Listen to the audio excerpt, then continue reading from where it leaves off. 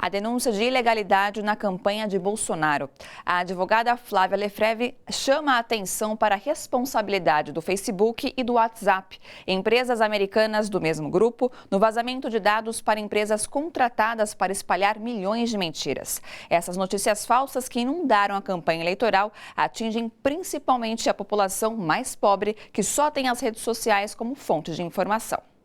Essas empresas disparam,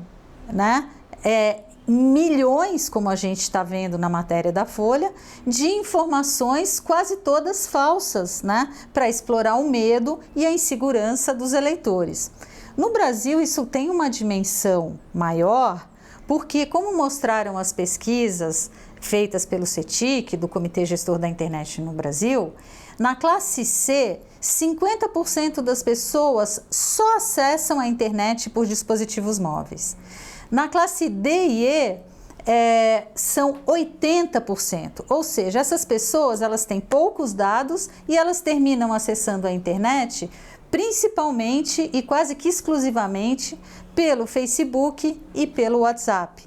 Portanto, são pessoas que, recebendo uma notícia falsa, elas não têm dados no celular depois para ir checar se aquela informação é verdadeira ou não. Então, elas terminam sendo inundadas de desinformação e, por conta do problema de acesso que a gente tem hoje no Brasil à internet, as classes C, D e E terminam muito mais suscetíveis a essa prática ilegal que está sendo adotada pela campanha do candidato Jair Bolsonaro. As evidências são enormes, a gente tem, no começo desse ano, o filho do Bolsonaro, o Eduardo Bolsonaro, indo aos Estados Unidos, se encontrando com Steve Bannon, que foi o promotor da campanha política do Trump nos Estados Unidos nas últimas eleições, e que, junto com a Cambridge Analytica, que foi a empresa que fez aquele escândalo de vazamento e uso de dados junto com o Facebook, atuaram lá nos Estados Unidos, e as matérias de quando o Eduardo Bolsonaro foi para os Estados Unidos são no sentido de que o Steve Bannon ajudaria a campanha do Bolsonaro no Brasil. Portanto, o que a gente está vendo são diversos sinais,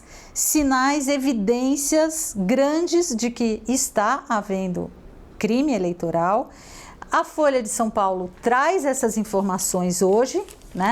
e aí nós esperamos que as autoridades competentes tomem as devidas providências, porque nós temos menos de 10 dias para as eleições e a gente está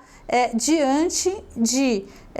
fatos que estão comprometendo as instituições democráticas do país, comprometendo a vontade do eleitor, comprometendo a nossa autonomia da vontade e colocando empresas privadas como o Facebook e o WhatsApp, que aliás são do mesmo grupo econômico,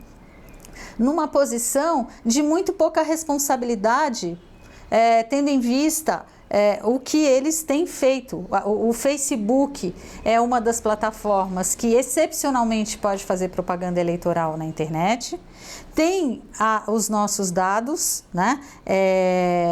e tem deixado, nos últimos tempos, vazar esses dados e esses dados serem usados para comprometer o processo eleitoral no Brasil. Esperamos que o Tribunal Superior Eleitoral tome as devidas providências e, inclusive, suspenda determinados resultados caso a Polícia Federal, a ABIN, ou seja, qual organismo for, identifique o que está acontecendo aqui.